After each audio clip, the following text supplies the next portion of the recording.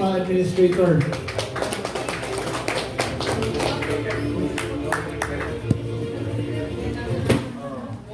evening, no? Good afternoon.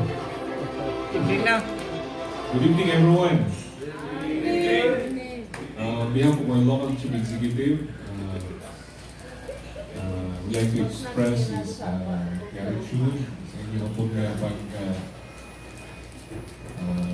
sakripisyo coming up with this activity, atong local disaster risk reduction management plan. Your effort, yung nagpampo karon, ako kayo na nga matabang for the next 3 years sa akong lungsod as we prepare, no? So, sa may mga eventualities that will happen for the next 3 years. I know, doon ay mga sacrifices niyo ninyo sa inyong mga offices. Huwag mo ganito karon, no, sa family.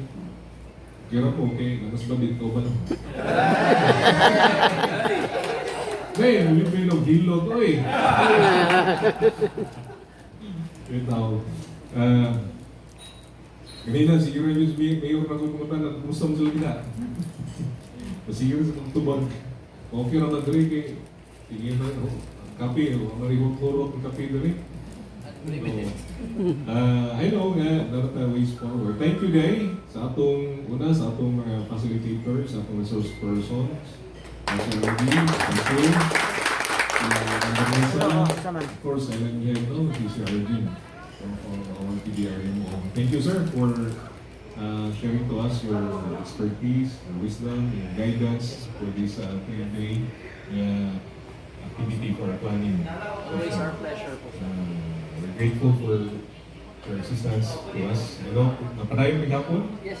No, dahil ng hapon ang guidance ako coming from our PDR. Na-enjoy ba ta sa atong workshop? Yes.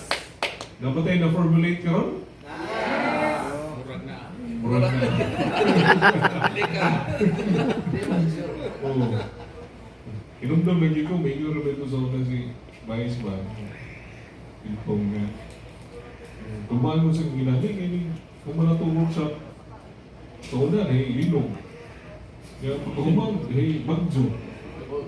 Oo, ang tuloy pa nga tayo pa na, pero dahil sa ito pa, ang lang kita. Ano lang ang kita, mga nga actuality, since 2013, we had our planning way back in 2013, mga ito, kaya ito buhol. Kaya naman, may ilan na, may linog, lumatay, udetasan, after. But, may tagapanghap oruluntang tsamba-tsamba lang. Kinahanglan yung tanong na ito ang akong mga paghimuon, especially in terms of disaster preparedness. And this is the group nga look forward sa inyong kastagsa nga natampo based on every thematic area na itong i-discuss. Doon lagi may natampo niya.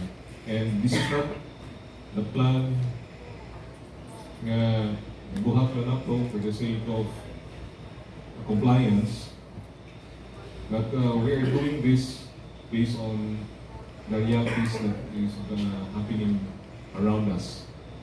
And this is not just a mere plan, this is your plan for our community sa Ilongos. Your contribution, naghatag kinabuhi, how we are going to implement this one in the future. On this plan, ikaw usa ka nakatampo ni ini, and how to make life kaya plan nagdepende po sa council na formulate ini. So, on behalf of our local chief executive, extend niya ang mga pasalamat matapusan ninyo karong gabi una. And I think everyone deserves a round of applause.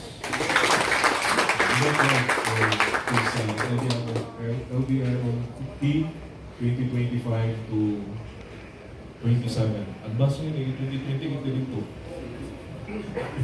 Oh, thank you very much. So, that's part of our being ang Ratcan Film Stone. Salamat po. Thank you, Attorney Jan.